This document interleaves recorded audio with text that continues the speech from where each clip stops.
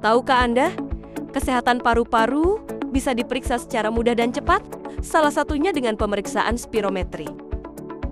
Spirometri adalah tes untuk mengukur fungsi paru-paru, terutama seberapa banyak udara yang dapat Anda hirup dan hembuskan. Pemeriksaan ini sangat penting bagi Anda yang memiliki gejala sesak napas, batuk kronis, atau memiliki riwayat penyakit paru seperti asma dan PPOK.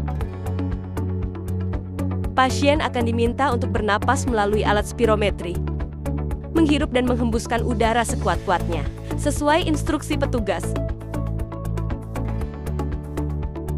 Hasil pemeriksaan akan membantu dokter menilai kondisi paru-paru Anda dan menentukan langkah penanganan yang tepat. Jaga kesehatan paru-paru Anda, lakukan spirometri secara rutin jika disarankan oleh dokter.